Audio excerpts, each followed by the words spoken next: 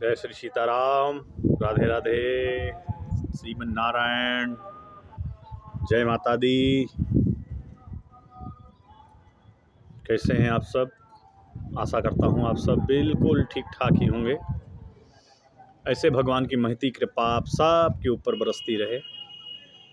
माता सरस्वती जी का वरद हस्त आपके शीर्ष पर विराजमान रहे। मैं पंडित राजेश तिवारी निर्मोही उपस्थित हूँ आप सभी के बीच में एक बहुत सुंदर जानकारी के साथ। आशा करता हूँ ये वीडियो आप सबको पसंद आएगा और इस वीडियो की पूर्ण जानकारी के लिए वीडियो को लास्ट तक देखें।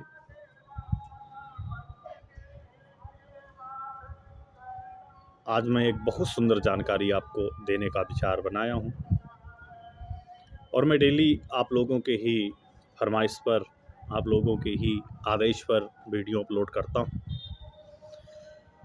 जिसका मुझे पूर्ण लाभ भी मिलता है। आप लोगों के बीच में इतना स्नेह मिल रहा है, यही भगवान की सबसे बड़ी कृपा है कि इस बहुत छोटे से व्यक्ति को भी आप लोगों ने इस लायक समझा है। शेष मेरे भगवान की कृपा। कल आपके बीच में मैंने एक वीडियो अपलोड किया था। विंध्य के वासी उदासी तपोव्रत धारी महाविनु नारी दुखारे। गौतम तीय तरी तुलसी सुकथा सुनि भेमुनि वृंदो सुखारे।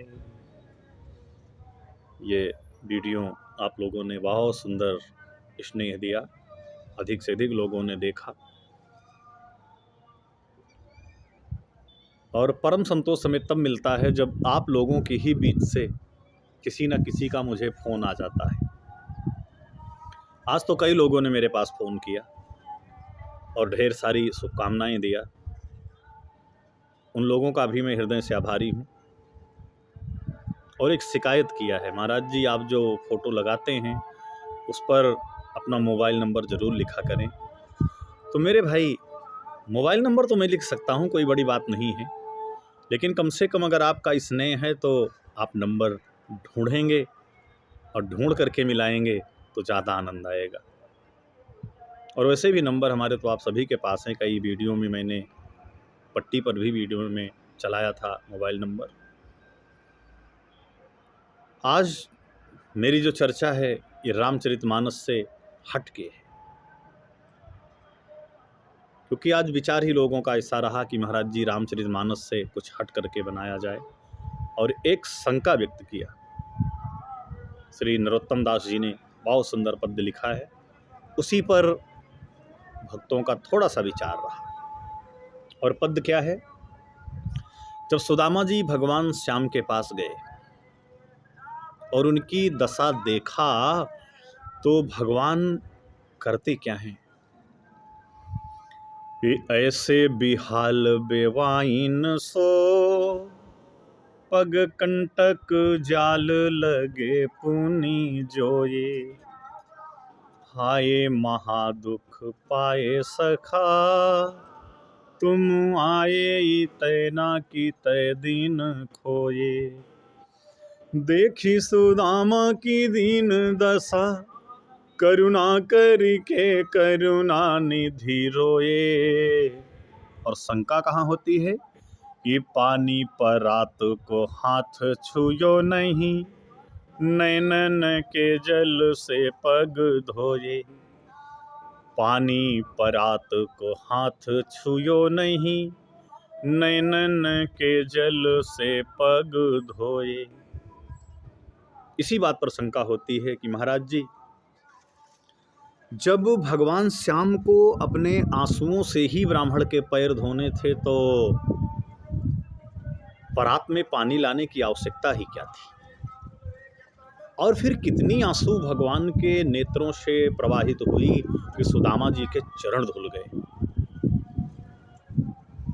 वैसे मेरे भाई, वो परमात्मा हैं, ब्रह्म हैं, अरे आंसू क्या, वो चाहते तो आंखों से गंगा प्रकट कर देते, ये कोई बड़ी बात नहीं।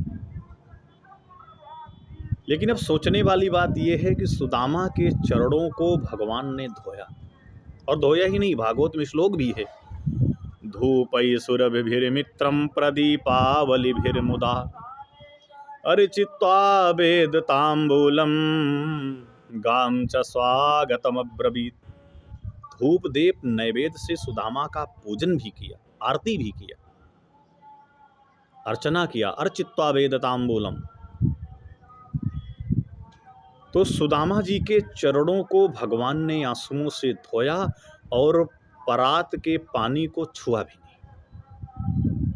देखो भैया, एक बात मैं स्पष्ट कर दूं, जान सब रहे हैं आप लोग, ऐसा नहीं है कि किसी को कुछ पता नहीं है, बस कभी कभी क्या होता है, कुछ बातें हमारे मस्तिष्क में विलुप्त रहती हैं और हम वहां तक पहुंच नहीं पाते।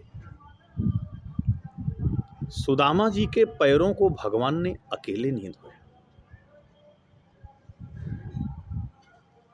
उनके साथ में उनकी अष्टपट रानियां थी, और भी जो शेष रानियां हैं वो भी दर्शन के लिए पधारी। लेकिन उन अष्टपट रानियों में से जो श्रेष्ठ पटरानी हैं माता रुक्मणी जी, रुक्मणी जी ने भगवान के साथ में सुदामा के चरणों को धोने में सहयोग किया। तो जल डाल रही थी माता रुक्मणी। ध्यान से सुनना, यहीं पर आपकी शंका का समाधान है। भगवान उनके चरणों को धो रहे थे और उनके चरणों पर जल डालने का जो काम है वो माता रुक्मणी जी कर रही थी।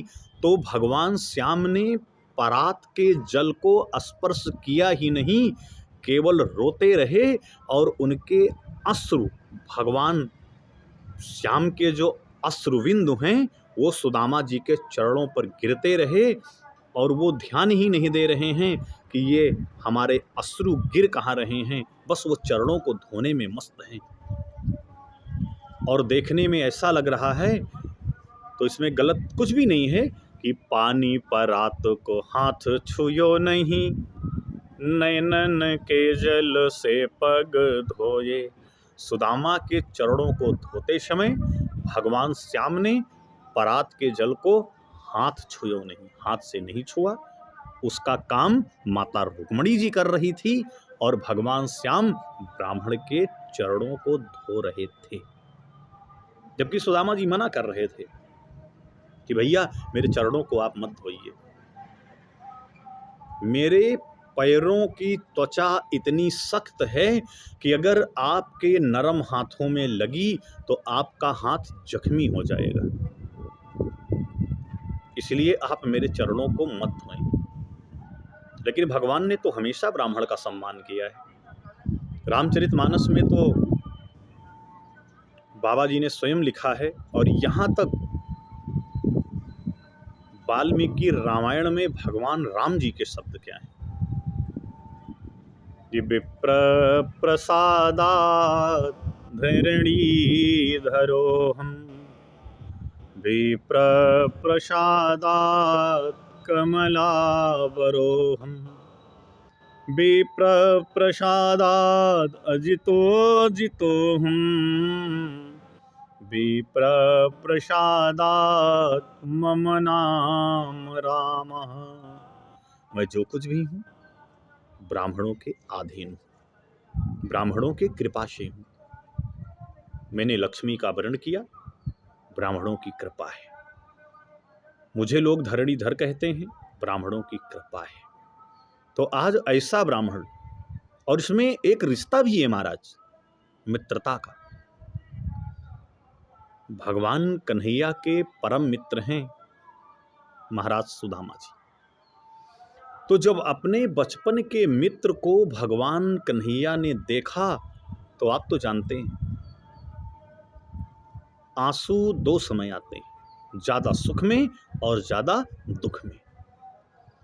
तो इस समय जो भगवान श्याम के नेत्रों से अश्रु प्रवाहित हुए वो सुख के थे और दुख के भी थे, या ये कहा जाए कि एक आंख के आंसू उनके सुख के थे कि आज मेरा मित्र सुदामा आया है, और दूसरे आंख के आंसू इसलिए गम के माने जा सकते हैं क्योंकि मेरा मित्र इतना गरीब है, इतना गरीब है कि लोग मुझे क्या कहते होंगे कि लोग काहें हरि मित्र दुखी, हमसे नहीं यह सही जात कलंका। ये शब्द भगवान श्याम ने रुक्मणी से कहा है। क्यों रस में विष पान कियो, मोहे खाए न खान दियो यक फंका। आपने मेरा हाथ क्यों पकड़ा, एक फाका चावल मुझे और क्यों नहीं खाने दिया, क्योंकि लोग काहें हरि मित्र दुखी, हमसे नहीं यही सही जात कलंका। अगर कोई ये कह देगा कि भगवान का मित्र दुखी है तो ये कलंक मैं बर्दाश्त नहीं कर पाऊंगा। तो मेरे भाई, अगर वीडियो अच्छा लगा हो तो वही जो आप डेली करते हैं, लाइक करें, शेयर करें और हमारे चैनल को ज़्यादा से ज़्यादा सब्सक्राइब करें। कल मिलते हैं एक नए वीडियो के साथ में, तब तक के लिए जय श्री कृष्णा।